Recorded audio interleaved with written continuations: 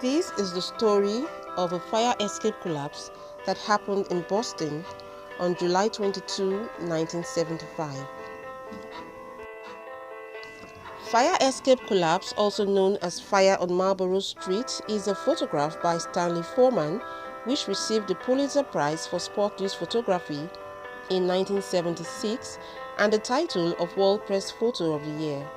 The photograph, which is part of a series, shows 19-year-old Diana Bryant and her 2-year-old goddaughter, Tiare Jones, falling from the collapsed fire escape of a burning apartment building on Marlborough Street in Boston on July 22, 1975. Stanley Foreman used a motor drive camera that was able to capture the fall in multiple photographs that clearly showed the faces of Bryant and Jones.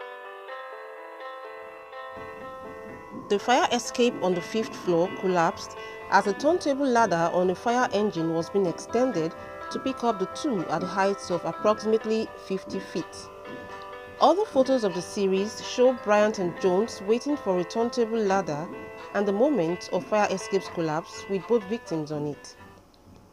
Because of the heat of the fire behind, Bryant and Jones were basically leaning at the point farthest from the building. Bryant sustained multiple head and body injuries and died hours later. Jones survived the fall as she had landed on Bryant's body, softening the impact. This was when the fire escape collapsed. The baby survived because she landed on the woman's body.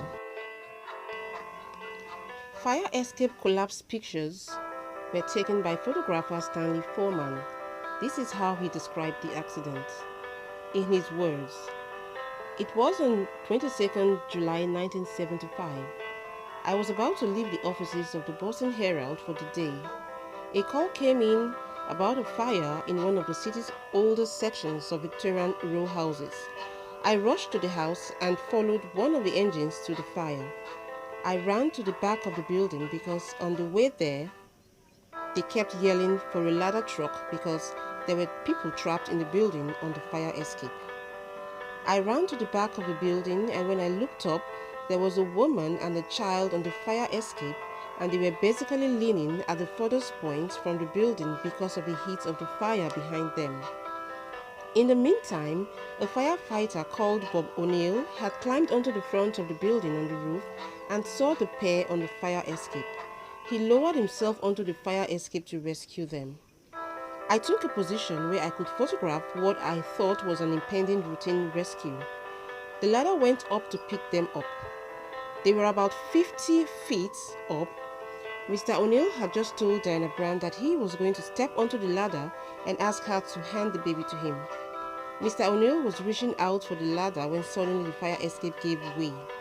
I was shooting pictures as they were falling, then I turned away. It dawned on me what was happening, and I didn't want to see them hit the ground. I can still remember turning around and shaking. It transpired that I wouldn't have seen them hit the ground as they fell behind the fence where the bins were. When I did turn around and didn't see them, but I saw the firefighter still clinging onto the ladder with one arm, like a monkey with all his gear. He hoisted himself back up the fire escape to safety. They say the woman broke the child's fall. The woman died later that night.